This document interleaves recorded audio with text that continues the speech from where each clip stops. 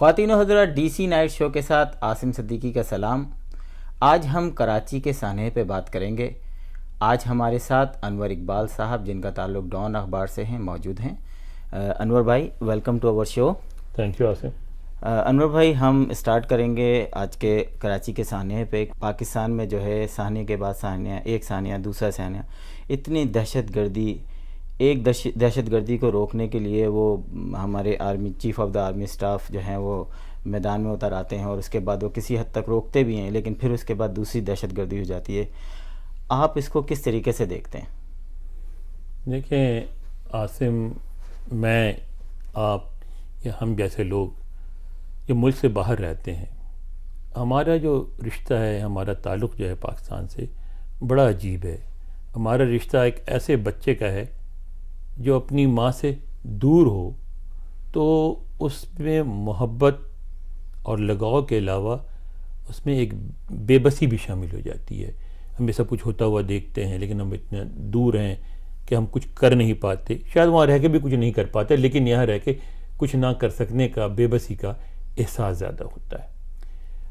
پھر کبھی کبھی یہ بھی احساس ہوتا ہے کہ دیکھیں حادثات پہ حادثات ہوتے ہیں، جیسا کہ آپ نے کہا سانحہ پہ سانحہ ہوتا ہے، کبھی کسی مذہبی فرقے پہ حملہ ہوتا ہے، کبھی کسی مذہبی اقلیت پہ حملہ ہوتا ہے، کبھی اسکول پہ حملہ ہوتا ہے، کبھی بسوں میں لوگ مارے جاتے ہیں، کبھی مسجدیں بم سے اڑا دی جاتی ہیں۔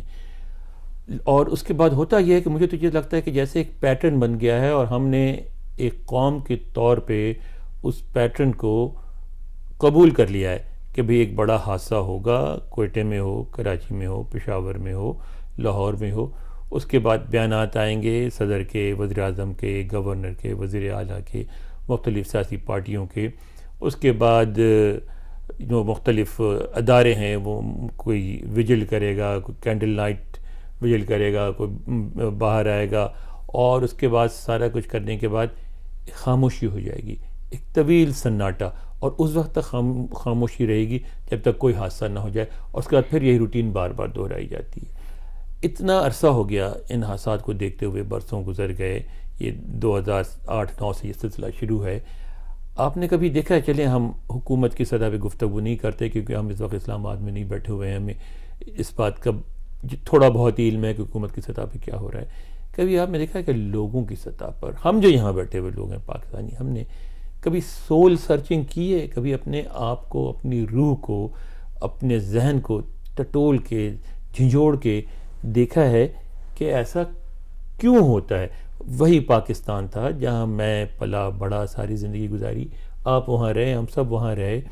میں نے دیکھا ہے اسی پاکستان میں جب شیعوں کے جلوس نکلتے تھے تو ان جلوسوں کو پانی پلانے والے سنی ہوتے تھے۔ سب سے زیادہ سبیلیں اسی شہر کراچی میں سنی لگاتے تھے۔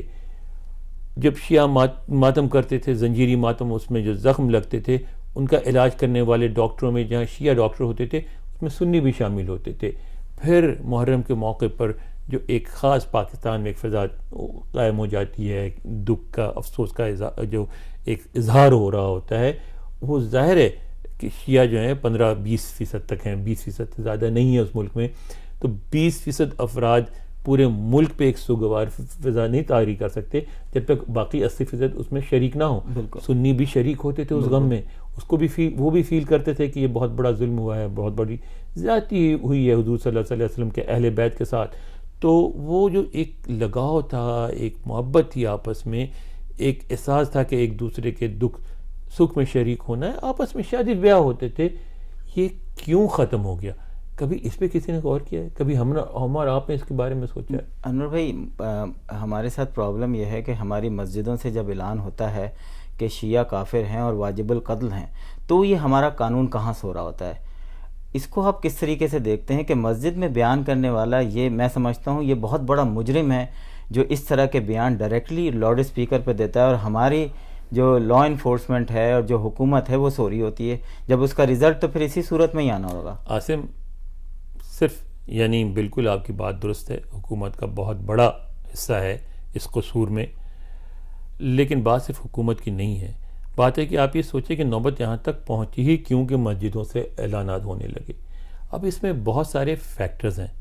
سب سے پہلا فیکٹر جو میں بتاؤں آپ کو کیا ہے کہ ہمارے جو عوام ہیں ان میں یہ ایک جو سوچ بڑے عرصے سے چلی آ رہی ہے کہ مذہب جو ہے وہ کام یا سلسلہ ایک چھوٹے سے گروہ کا ہے، ایسے افراد کا ہے جو غریب خاندان سے ہوتے ہیں یا معذور ہوتے ہیں، جن کو کہیں اور نوکری نہیں ملتی، ان کو مدرسوں میں ڈال دیا جاتا ہے، وہ پڑھ لکھ کے آئیں گے، وہی جو ہے مذہب کی باتیں کریں گے، وہی مساجد کو چلائیں گے، وہی سلسلہ کریں گے۔ تو ہم نے کیا کیا کہ مذہب جو ہماری زندگی کا سب سے اہم حصہ ہے، اس کا پورا کنٹرول ہم نے ایک چھوٹے سے گروہ کو دے دیا۔ پہلی غلطی ہماری ہوئی۔ دوسری غلطی ہوئی کہ ہمارے ہاں دیکھیں حکومتیں کیا کرتی ہیں کہ لوگوں کے مذہبی جذبات سے کھیلتی ہیں۔ مثلا میں آپ کو ایک بات بتاؤں کہ وہ کوئی بھی واقعہ ہو، بڑی آسانی سے کہہ دیں گے کہ بھئی یہ جو ہے یہ اس لیے ہوا کہ یہ ہم مذہب سے دور ہو گئے ہیں، اس لیے ہوا کہ ہم نمازیں نہیں پڑھتے، اس لیے ہوا کہ ہم اچھے مسلمان نہیں رہے۔ حکومت بھی یہ کرے گی کہ اگر لوگوں کو مذہبی طور پہ خوش کرنا ہے تو انہیں کہہ دیا جمعے کی چھٹی کر دو۔ پھر دیکھا کہ معاشی طور پہ جمعے کی چھٹی کرنا سوٹ نہیں کرتا تو کہتے ہیں پھر اتوار کو آ جاؤ۔ پھر دیکھا کہ اگر کوئی ایسا واقعہ ہو گیا جس کے لیے کوئی کانکریٹ اقدامات نہیں اٹھا سکتے تو پھر کہتے ہیں کہ جمعے کی چھٹی کر دو۔ کئی دفعہ یہ بات ہو چکی ہے۔ اب جمعے کی چھٹی کرنا یا نہ کرنا مسائل کا حل نہیں ہے، مسائل کے حل کی طرف گفتگو نہیں کی جاتی، لوگ بھی یہی کرتے ہیں۔ مثلا مجھے یاد ہے کہ مشرقی پاکستان کا جب فال ہوا تو انہوں نے جا کے شراب خانوں پہ حملہ کر دیا، ان کو جلا دیا، اور جو ہوٹلز وغیرہ تھے کراچی میں، لاہور میں، وہ بند کر دیے۔ ارے بھائی مشرقی پاکستان ان کی وجہ سے فال نہیں ہوا تھا، اس کی پوری تاریخ تھی، ایک پورا سلسلہ تھا جس میں کسی نے تحقیقات نہیں کی۔ اسی طرح آج جو کچھ ہوتا ہے آپ اس پہ غور کریں کہ کہاں آپ سے کیا مسٹیک ہوئی۔ اب اگر میں کہوں گا تو میں برا بنوں گا۔ بات یہ ہے عاصم کہ مذہب کو اگر سیاست میں ایک کھیل بنایا جائے گا تو اس کا نتیجہ یہی نکلے گا۔ آپ جس ملک پہ رہتے ہیں، امریکہ میں بظاہر کہا جاتا ہے کہ بہت سیکولر ملک ہے، ٹھیک ہے، یہاں مذہب کا حکومت سے کوئی تعلق نہیں ہے، سب کچھ اپنی جگہ ہے۔ اس کے باوجود یہ اگر آپ غور کریں تو ایک عیسائی معاشرہ ہے۔ اس معاشرے کے جو اصول ہیں، جو ضوابط ہیں، وہ عیسائی مذہب سے لیے گئے ہیں، اور ان کی جو روح ہے آپ دیکھیں تو اب بھی عیسائی ہے، مگر یعنی اس کا مطلب ہے کہ ان کو اپنی مذہب سے محبت ہے، حضرت عیسیٰ سے محبت ہے، عیسائی سے محبت ہے، لیکن انہوں نے ایک طویل جد و جہد کے بعد یورپ میں 33 سالہ مذہبی جنگیں ہوئیں، 100 سالہ مذہبی جنگیں ہوئیں، لاکھوں لوگ مارے گئے، لاکھوں عورتوں کو جادوگرنیاں کہہ کے جلا دیا گیا۔ اس سارے سلسلے سے گزرنے کے بعد وہ اس نتیجے پہ پہنچے کہ سیاست کو مذہب سے الگ رکھا جائے۔ ہم نے کیا کیا کہ الگ کرنا تو بہت دور کی بات ہے، ہم نے مذہب کو بھی سیاست بنا لیا۔ بالکل۔ اچھا انور بھائی، آپ کیونکہ یہاں رہتے ہیں، آپ پوری دنیا کے جرنلسٹوں کے ساتھ آپ کے باتیں ہوتی ہیں۔ پاکستان آج دنیا کا میرا خیال ہے کہ میڈیا میں بھی بہت نام ہے اس کا، اور آئندہ آنے والے سالوں میں جو ہے وہ کہتے ہیں پاکستان ایک بہت امپورٹنٹ ملک بنتا جا رہا ہے۔ اگر یہی سب پاکستان میں ہوتا رہا تو کیونکہ ہم یہاں رہتے ہیں ایز اے پاکستانی، آپ کو دوسری جو جرنلسٹ ہیں یا آپ وائٹ ہاؤس میں بریفنگ پہ جاتے ہیں تو وہ سب جو ہے وہ کس طریقے سے آج کے پاکستان کو دیکھ رہے ہیں؟ اب آپ دیکھیں، میں جو بات کر رہا تھا نا، ہم لفظوں کے پیچھے چھپنے کی کوشش کرتے ہیں۔ جیسے آپ نے کہا کہ دنیا میں بڑا ذکر ہوتا ہے پاکستان کا، آپ نے بات کہہ دی، بات آگے بڑھ گئی۔ کس طرح ذکر ہوتا ہے پاکستان کا؟ آپ یہاں رہتے ہیں، بالکل، جو دنیا کے میڈیا میں ذکر ہوتا ہے، کیا وہ مثبت ہوتا ہے؟ کیا پازیٹیو ہوتا ہے؟ کیا اچھے الفاظ میں ہوتا ہے؟ نہیں۔ عموماً جو ذکر ہوتا ہے وہ یہی ہوتا ہے کہ اتنے لوگ مر گئے، اتنا قتل ہو گیا، یہ ظلم ہو گیا، اسامہ بن لادن نکل آیا، فلاں ہو گیا۔ مدت گزر گئی پاکستان کے بارے میں کوئی اچھی، کوئی پازیٹیو بات ہوتے ہوئے، تو ہمیں چیزوں کو یوں کہہ کے آگے نہیں بڑھنا چاہیے، خاص طور پہ صحافیوں کو کہ پاکستان کا ذکر ہوتا ہے۔ ہمیں ساتھ ساتھ بتانا چاہیے پاکستان کا کن لفظوں میں ذکر ہوتا ہے، اور یہ بتانا چاہیے کہ کیوں ایسا ہوتا ہے۔ کبھی آپ نے غور کیا، آپ بھی صحافی ہیں، کہ پاکستان کا برے لفظوں میں ذکر کیوں ہوتا ہے؟ نہیں، یہ آپ نے بالکل صحیح کہ ہم جس معاشرے میں رہتے ہیں یقیناً وہاں برائیاں ہوں گی تو برائی کا ذکر کیا جائے گا. برائیاں اس معاشرے میں بھی ہیں، برائی ہر معاشرے میں بھی ہوتی ہے، ٹھیک ہے نا. مسئلہ یہ ہوتا ہے، دیکھیں مذہبی جنونی یہاں بھی موجود ہیں، ٹھیک ہے نا. پرابلم یہ ہوتا ہے کہ جب مذہبی جنونیوں کو آپ ریاست کے امور میں دخل دے دیں گے، جب مذہبی جنونی آپ کو یہ کہے گا کہ بھائی کہ یہ یعنی آپ نے ایک واقعہ سنا ہوگا، حیدرآباد سندھ میں ہوا تھا کہ ایک جو میڈیکل ریپرزنٹیٹیو ہے وہ گیا ایک ڈاکٹر کے پاس دوا بیچنے کے لیے، ڈاکٹر نے دوا نہیں لی، بالکل اس نے اپنا وزٹنگ کارڈ دیا، تو اس نے وزٹنگ کارڈ لے کے پھاڑا اور اس کو رون دیا، اور اس ڈاکٹر کے نام میں لفظ محمد شامل تھا. اس نے اس کی ویڈیو بنا لی اپنے فون سے اور وہ جا کے دکھا دی علماء کرام کو اور پولیس والوں کو. انہوں نے آ کے ڈاکٹر کے مطب پہ حملہ کر دیا اور پولیس نے اس کے خلاف کیس رجسٹر کر لیا اور ایک تماشا شروع ہو گیا بلاسفیمی کا. تو بھائی بات یہ ہوتی ہے کہ یہاں بھی جنونی مذہبی موجود ہیں. ایسے لوگ موجود ہیں امریکہ میں جو اپنے آپ کو سانپ سے ڈسوا لیتے ہیں اور علاج نہیں کرواتے اور کہتے ہیں کہ اگر حضرت عیسیٰ کا میں فالوور ہوں گا تو میں ٹھیک ہو جاؤں گا. لیکن ریاست یہ نہیں کرتی کہ ان کو لا کے وائٹ ہاؤس میں بٹھا دیتی ہے اور ان کو کہتی ہے کہ اب تم سب کو مجبور کرو کہ تم سانپ سے ڈسواؤ اپنے آپ کو. ہمارے یہاں کیا ہوتا ہے، ہمارے یہاں بہت سارے واقعات جو ہوتے ہیں بلاسفیمی لاز پہ جو کیسز رجسٹر ہوتے ہیں، آپ کا کیا خیال ہے وہ درست ہوتے ہیں؟ کئی واقعات تحقیقات کے بعد ان میں سے کئی درست ہوتے ہوں گے، لیکن اکثریت ایسے واقعات کی ہوتی ہے جو فیک ہوتے ہیں. پتہ ہی چلتا ہے کہ کچھ لوگوں نے زمین پر قبضہ کرنا تھا، کسی کو کسی دکان سے بے دخل کرنا تھا، کسی کا کسی سے ذاتی جھگڑا تھا، اور اس نے بلاسفیمی کو ایز این ایکسکیوز استعمال کر کے جس کا ایسا واقعہ کھڑا کر دیا جس کا بلاسفیمی سے کوئی تعلق نہیں تھا. مثلا عیسائیوں پہ ہمارے یہاں ہمیشہ بہت سب سے غریب طبقہ ہے، سب سے پسا ہوا طبقہ ہے، جو بیچارے چھوٹے چھوٹے کام کرتے ہیں، گھروں کی صفائیاں کرتے ہیں، وہ کام کرتے ہیں جو آپ نہیں کرنا چاہتے. آپ یہ بتائیے، آپ پاکستان کے رہنے والے کس عیسائی کا دماغ خراب ہوا ہے کہ نعوذ باللہ وہ قرآن کی صفحات کو جلائے گا؟ اس کو اپنے انجام سے خوف نہیں آتا، اس کو پتہ نہیں ریاکشن کیا ہوگا. پتہ ہے بھائی وہ انسان ہے، وہ بھی ڈرتا ہے، کوئی اس کو شوق نہیں ایسا.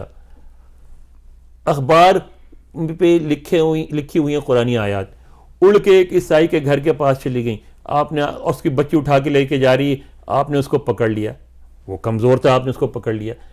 بھائی آپ ذرا اس کو تو پکڑیں جس نے اخبارات میں قرآنی آیات لکھی، ٹھیک ہے، اس کو نہیں پکڑ سکتے، وہ طاقتور آدمی ہے. اچھا وہ لکھی، ان کو پکڑیں جو اخبارات کو ادھر ادھر پھینک دیتے ہیں ردی میں. ان دکانداروں کو پکڑیں جو اس میں لپیٹ کی چیزیں بیچ دیتے ہیں. آپ نے کبھی دیکھا ہے اخبار چھپنے کے بعد کیا ہوتا ہے؟ اخباروں کے دفتروں میں گئے، ہمارا اور آپ کا اخباروں سے تعلق ہے، وہ اخباروں پہ چڑھ کے پیروں سے اس پہ بنڈل باندھے جاتے ہیں، ٹھیک ہے، رسیاں باندھ کے الگ الگ ٹکڑے کیے جاتے ہیں، دیے جاتے ہیں تاکہ لوگ بیچے. ان کے اندر مذہبی مضامین ہوتے ہیں. تو آپ یہ بتائیے کہ کوئی ان سے پوچھتا ہے کہ بھائی یہ کیا کرتے ہو تم؟ وہ سب سے زیادہ بے حرمتی تو وہ کر رہے ہیں. انور بھائی یہ بتائیں کہ ہم لوگ جیسے آپ دیکھتے ہیں کہ ٹی وی پہ بھی روزانہ ہمارے یہاں جو ہے وہ شام 6 بجے سے رات 12 بجے تک پیک ٹائم کہلاتا ہے اور صرف ٹاک شوز آتے ہیں، لیکن کوئی حل نہیں بتاتا. تو اگر میں آپ نے باتیں کی مطلب اور بالکل صحیح باتیں کی جو بھی کی، اگر آپ یا میں کوئی ایک حل بتاتے ہیں، ہم سوچ ہی سکتے ہیں. آپ کا تعلق کیونکہ ایک اتنے بڑے اخبار سے ہے، اگر آپ آج کچھ فیصلہ کرنا چاہیں کہ آج اس ملک میں اگر فرسٹ سیکنڈ تھرڈ یہ 3 اسٹیپ ہو جائیں تو آئندہ 10 سالوں میں یہ ملک صحیح ہو سکتا ہے، کچھ بتائیں گے؟ سب سے پہلی تو میں آپ کو یہ بتاؤں گا کہ کسی کے پاس جادو کی چھڑی نہیں ہوتی. ہمارے یہاں بار بار کہا جاتا ہے اور ہم توقع کرتے ہیں کہ عمران خان آئیں گے 90 دن میں معاملات ٹھیک کر دیں گے، فوج آئے گی کہ انقلاب کے ذریعہ اگلے دن سب کچھ ٹھیک ہو جائے گا. چیزیں اگلے دن ٹھیک نہیں ہوتی، چیزیں 90 دن میں ٹھیک نہیں ہوتی. کسی کے پاس جادو کی چھڑی نہیں ہوتی. مسئلہ یہ ہوتا ہے عاصم کہ جو حل ہے نا وہ افراد سے نہیں ہوتا، اداروں سے ہوتا ہے. اور ادارے جو ہیں اوور بنتے، ان میں برسوں لگتا ہے. مثال کے طور پہ میں جمہوریت کا بہت بڑا حامی ہوں، اس لیے نہیں کہ مجھے جمہوریت اچھی لگتی ہے، اس لیے کہ مجھے پتہ ہے کہ اس کے علاوہ اور کوئی صورت نہیں ہے. بار بار ہمارے یہاں آزمایا گیا، 3 دفعہ فوجی انقلاب آتا ہے اور اس کے بعد یہ نہیں ہوا کہ اس سے بعد آگے بڑھی، پھر واپس مڑ کے ہم وہیں آئے جہاں سے چلے تھے کہ اچھا بھائی الیکشن کراؤ اور پھر ان کو لاؤ، سیاستدانوں کو لاؤ. اچھا جو سیاستدان آتے ہیں ان کو پتہ ہے کہ آگے پتہ نہیں انتخابات ہوں گے یا نہیں ہوں گے، جتنا پیسے بنانا ہے جتنے ابھی بنا لو، جو کچھ قبضہ کرنا ہے ابھی قبضہ کر لو، اور جب تک ہماری باری آئے گی دوبارہ اس وقت تک فوجی انقلاب آ چکا ہوگا، اس وقت تک ہنگامے ہو چکے ہوں گے، لوگ ہمارا سارا ماضی بھول چکے ہوں گے، ہم پھر دوبارہ نہا دھو کے شہید بن کے آ جائیں گے کہ جی ہمیں ہماری تو دیکھو ہمیں تو فوج نے ہٹا دیا تھا، ہم تو بڑے لوگ تھے. بھئی آپ وہ نیک لوگ نہیں ہو، لیکن عوام کو دیکھنے دو یہ نیک نہیں ہے. اس میں وقت چاہیے ہوگا، 2 الیکشن 3 الیکشن 4 الیکشن، آہستہ آہستہ. ہمارے پڑوسی ملک بھارت میں یہ ہوا، آپ دیکھیں کس طرح کے حکمران نہرو کے موت کے بعد وہاں آتے رہے بھارت میں، کیسے عجیب و غریب لوگ وہاں حکومت کرتے رہے، لیکن ایک پروسیس چلتا رہا تو بہتری کی صورت. اب بھی کوئی بھارت جنت نہیں بن گیا ہے، اب بھی وہاں منتخب ہونے والوں میں بہت سارے لوگ ڈاکو ہوتے ہیں، چور ہوتے ہیں، بدماش ہوتے ہیں، لیکن انہوں نے اس عمل کو روکا نہیں. وہ عمل کے ذریعہ ہی بہتری آئے گی. عدالتی نظام ان کے ہاں بھی اسی طرح رکا پڑا ہے جس طرح ہمارے ہاں رکا پڑا ہے. ان کے ہاں بھی مقدموں کے فیصلے نہیں تھے، ان کے ہاں بھی امیر آدمی چھوٹ جاتا ہے اگر وہ فلمی اداکار ہو، اگر وہ بہت بڑا سرمایہ دار ہو تو اس کو سزا وہاں بھی نہیں ہوتی. لیکن انہوں نے اس کی جگہ فوجی عدالتیں نہیں قائم کر دیں، کیونکہ شارٹ کٹ کوئی نہیں ہے. جمہوریت کیا ہے؟ جمہوریت کوئی الہامی چیز نہیں جو آسمان سے اتری ہے. جمہوریت ایک نظام ہے انسان کا، جو انسان نے ہزاروں سال ٹرائل اینڈ ایرر کے غلطیاں کی، صحیح کام کیے، غلطیاں کی، صحیح کام کیے، سیکھتے پہنچے ہیں. اور یہ عمل ہے جو آگے بڑھ رہا ہے. آپ نے فیصلہ کرنا ہے کہ آگے بڑھنے کے اس عمل کا آپ نے حصہ بننا ہے، یا بار بار آپ ایک ایسا بچہ بننا ہے جو بار بار کھلونے توڑ کے منہ بسور کے پھر بیٹھ جاتا ہے. ابھی آپ نے انڈیا کی بات کی. ہمارے ملک میں ایک روایت بنتی جا رہی ہے کہ کچھ بھی ہو راؤ کا نام لے کے جان چھڑا دی جاتی ہے. ایکچوئل لوگوں کو نہیں پکڑا جاتا یا ان کو چھوڑ دیا جاتا ہے. تو ابھی حالیہ واقعات میں بھی آپ نے دیکھا کہ جبکہ ایک گروپ نے اس کی ذمہ داری بھی قبول کر لی، لیکن اس کے بعد بھی انہوں نے پاکستانی گورنمنٹ یا پاکستانی اسٹیبلشمنٹ نے کہا کہ راؤ کا کیا. اس پہ بتائیں کہ آخر یہ سب کیوں ہوتا ہے، یہ کیا ہے؟ دیکھیے میرے پاس کوئی ایسی معلومات نہیں ہیں جن کی وجہ سے میں یہ کہہ سکوں کہ اس میں راؤ ملوث تھی یا نہیں تھی. ہو سکتا ہے راؤ ملوث رہی ہو سکتا نہ رہی ہو، لیکن میں سمجھتا ہوں کہ یہ جو نی جرک ریئیکشن ہوتا ہے اس سے بڑا نقصان ہوتا ہے. نقصان یہ ہوتا ہے کہ لوگوں کی توجہ اصل مسئلے سے ہٹ جاتی ہے. اگر حکومت سمجھتی بھی ہے راؤ انوالو ہے تو حکومت بجائے فوری طور پہ یہ کہہ دے کہ راؤ ہے نہیں، وہ یہ کہے کہ ہاں یہ ایک واقعہ ہوا ہے، ہم تحقیقات کر رہے ہیں، اور ہم جب پوری تحقیقات کر لیں گے، جب کسی نتیجے پہ پہنچیں گے تو پورے شواہد کے ساتھ اس واقعے کو ہم آپ کے ساتھ لے کے آئیں گے. اور جب وہ تحقیقات مکمل ہو جائیں اور ثابت ہو کہ اس میں راؤ ملوث تھی تو ضرور اس کی بات کریں. لیکن آپ جب شروع سے ہی یہ بات کرتے ہیں تو کیا ہوتا ہے کہ راؤ ملوث ہو یا نہ ہو، کم از کم عوام کی نظر میں جو اصل کرنے والے ہیں وہ معصوم بن جاتے ہیں. تو اس کے بعد اگر آپ مڑ کے کہتے بھی ہیں کہ یہ فلاں نے کیا، لوگ کہتے ہیں کہ یہ حکومت کی سیاسی چالیں ہیں اور اصل میں یہ تو مجرم نہیں ہوتا، کیونکہ آپ نے ان کے ذہن میں بٹھا دیا ہے کہ سب کچھ باہر سے ہوتا ہے، کوئی یہودی کرتا ہے، کوئی عیسائی کرتا ہے، کوئی ہندو کرتا ہے، سب پاکستان کے خلاف سازشیں کر رہے ہوں گے. مسئلہ یہ ہے کہ سب سے زیادہ سازشیں پاکستان کے خلاف تو ہم خود کر رہے ہیں پاکستانی، کہ ہم ہر چیز کا ہم نے بہانہ ڈھونڈ رکھا ہے، ہر چیز کا ہم نے پردہ ڈھونڈ رکھا ہے. ہمیشہ ہم ایک شتر مرغ کی طرح جا کے ریت میں منہ چھپا کے بیٹھ جاتے ہیں. یار کب تک کریں گے؟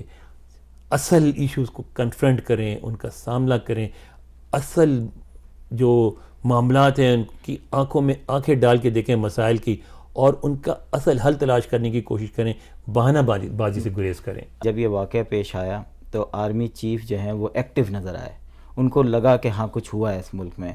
جبکہ وزیر اعظم جو ہیں وہ آپ نے بھی خبریں دیکھی ہوں گی، تھوڑا سا ڈسکرائب کریں کہ یہ جو ہے کہ یہ سیاست ہے، کیونکہ اب مسلم لیگ نون کا کراچی سے کوئی واسطہ نہیں ہے، کوئی ووٹ نہیں ہے، کوئی ووٹ بینک نہیں ہے، تو یہ اس کا نتیجہ ہے یا پھر جو چین سے جو آج کل ہماری بات چیت چل رہی ہے، یا وہ زیادہ امپورٹنٹ ہے؟ نہیں دیکھیں، ہم ہر چیز کو، ایک مسئلہ ہمارا یہ بھی ہے کہ ہم ہر چیز کو بہت منفی انداز سے دیکھتے ہیں. ہر ملک کے کچھ معروضی حقائق ہوتے ہیں جن کو ہم انگریزی میں کہتے ہیں آبجیکٹیو کنڈیشنز. پاکستان کی ایک حقیقت ہے, معروضی حقیقت یہ ہے کہ پاکستان میں, اور وجہ جو بھی رہی ہو, ظاہر ہے کہ 3 فوجی انقلابات ہے, ظاہر ہے کہ وہ جو سیاسی جماعتیں ہماری مچور نہیں ہیں, ہمارے یہاں خاندانی سیاست کی جاتی ہے, ہمارے یہاں پارٹی پالیٹکس نہیں ہوتی, بہت سارے مسائل ہیں. پھر یہ بھی ہے کہ فوجی انقلابات نے سیاسی کلچر کو پنپنے نہیں دیا, وہ سب اپنی جگہ ہے. لیکن اس وقت جو ہے وہ گراؤنڈ سچویشن یہ ہے کہ بہرحال نمبر 1 ملک میں سب سے مستحکم ادارہ فوج ہے. نمبر 2 اس طرح کے جو مسائل ہوتے ہیں اس میں ان سے نپٹنے کے لیے آپ کو مسلح افراد چاہیے ہوتے ہیں, ٹھیک ہے. تو مسلح افراد فوج ہوتے ہیں, لیکن فوجی ہوتے ہیں مسلح افراد, لیکن فوجیوں کو نہیں ہونا چاہیے.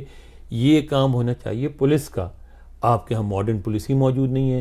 آپ کے ہاں گزشتہ 60-67 سال میں کبھی اس طرف توجہ نہیں دی گئی کہ ماڈرن پولیس کس طرح بنتی ہے, کیا ہوتی ہے, پولیس سے کیا کام ہوتا ہے.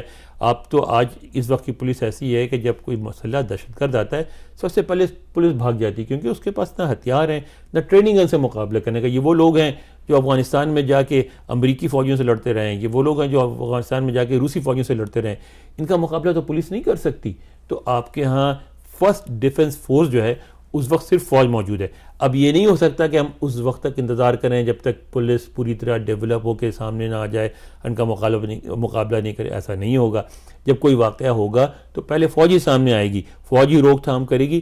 تو ایک تو فوج کو روک تھام کرنے دیں, اور ساتھ ساتھ اب پولیس فورس کو ڈیولپ کریں تاکہ جو کام فوج کو کرنا پڑتا ہے وہ کام فوج کرے, اور فوج وہ کام کرے جو اس کا کام ہے, یعنی فوج سرحدوں کی نگہداشت. لیکن اب سرحدوں کی جنگ آپ یہ بھی دیکھیں نا کہ ملک کے اندر آ گئی ہے. اب طالبان کا جو مسئلہ ہے اس سے کوئی بھی پولیس نہیں نپٹ سکتی, کیونکہ وہ ایک ملک میں مسلح بغاوت ہے. مسلح بغاوت سے دنیا میں کوئی بھی پولیس نہیں نپٹتی, اسے فوج ہی نپٹتی ہے. جہاں بھی مسلح بغاوت کی بات کی جائے گی فوج سامنے آئے گی, اس لیے فوج سامنے آتی ہے. سائبر جو لا آیا ہے اس کے حوالے سے کرنا چاہوں گا. آپ نے بھی دیکھا ہوگا سائبر لا کا جو کہ پاکستان میں جو کیا دیکھتے ہیں آپ کے جو اس میں شرائط ہیں. کچھ شرائط تو مجھے سمجھ میں نہیں آئی کہ یہ ہوگا کیا. اس کا مطلب ہے کہ وہ جس وقت کسی کو بھی چاہیں پکڑ سکتے ہیں سائبر لا کے تحت. دیکھیں سائبر لا میں نا میں سمجھتا ہوں کہ جو صرف حکومت میں یعنی حکمران نہیں, جو حکمران طبقہ ہے, یعنی اس میں جو سیاسی حکومت بھی شامل ہے, بیوروکریسی بھی شامل ہے, فوج بھی شامل ہے, اور عمرہ بھی شامل ہے ملک کے, وہ یہ سمجھتے ہیں کہ اس میں ان کی بدنیتی شامل ہے. اس لیے کہ وہ جو ایک انٹرنیٹ جو ایک آزادی فراہم کرتا ہے عام لوگوں کو, اس سے وہ خوش نہیں ہیں اور اس آزادی کو کنٹرول کرنا چاہتے ہیں. اس نیت سے یہ لا بنایا جا رہا ہے. آج کا یہ پروگرام تھا انور بھائی کے ساتھ. ہم نے جو ہے وہ مختلف موضوعات پہ بات کی. یقیناً اگلے پروگرام کے ساتھ پھر حاضر ہوں گا. مجھے اور انور اقبال کو اجازت دیجیے. خدا حافظ.